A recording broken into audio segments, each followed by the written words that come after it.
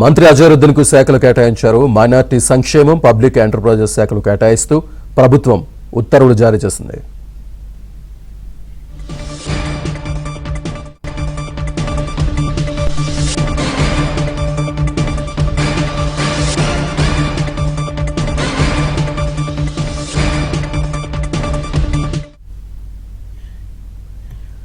మంత్రి అజరుద్దీన్ కు శాఖలు కేటాయించారు. మైనార్టీ సంక్షేమం, పబ్లిక్ ఎంటర్ప్రైజెస్ శాఖలు కేటాయిస్తూ ప్రభుత్వం ఉత్తర్వులు జారీ చేసింది. పూర్తి డీటెయిల్స్ మా కరెస్పాండెంట్ నర్సింగ్ అందిస్తారు. నర్సింగ్,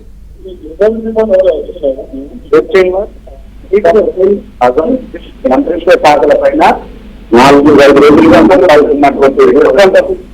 అయితే స్థిరపడింది.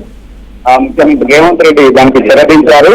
ఎటకెలకు ఆయనకు శాఖల్ని కేటాయించారు. పబ్లిక్ ఎంటర్ప్రైజెస్ అదేవిధంగా మైనార్టీ సంక్షేమ శాఖల్ని ఆయనకు కేటాయిస్తూ కొద్దిసేపటి క్రితమే ఉత్తర్వులు జారీ చేశారు. ప్రస్తుతము మైనార్టీ సంక్షేమ శాఖ మంత్రి అడ్లూరి లక్ష్మణ గురించి ఆయన చూస్తున్నారు ఈ శాఖ. ఇక పబ్లిక్ ఎంటర్ప్రైజెస్ ముఖ్యమంత్రి వద్ద ఉన్నది. ఈ 2 శాఖల్ని ప్రస్తుతము అజరుద్దీన్ కి కేటాయించారు. వాస్తవానికి ఆయన మంత్రిగా నవంబర్ 1వ తేదీన ప్రమాణ స్వీకారం చేశారు. ఆ రోజే వస్తుంది ఇది శాఖల కేటాయింపు అని చెప్పి భావించారు. ఆ తర్వాత 4 రోజులైనప్పటికీ రాకపోవడంతో దీనిపైన విస్తృతమైనటువంటి చర్చ జరిగింది. భిన్నమైనటువంటి వాదనలు వినిపించాయి.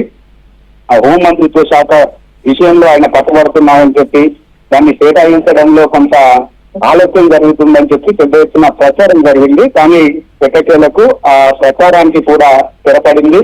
అయితే ఆ జూబ్లీహిల్స్ ఎన్నికల తర్వాత కేటాయించవచ్చు ఆయన శాఖలని చెప్పి కూడా మరొక చర్చ కూడా జరిగింది. వీటన్నిటికీ చర్చలన్నిటికీ కూడా పడింది.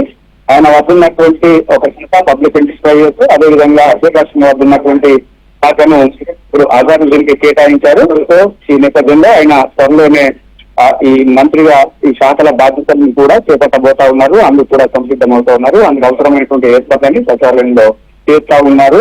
ఛాంబర్ కేటాయింపు అదేవిధంగా ఆయన బాధ్యతల స్వీకరణకు అవసరమైనటువంటి ఏర్పాట్లను కూడా సంబంధిత అధికారులు చేస్తా ఉన్నారు. Thank you.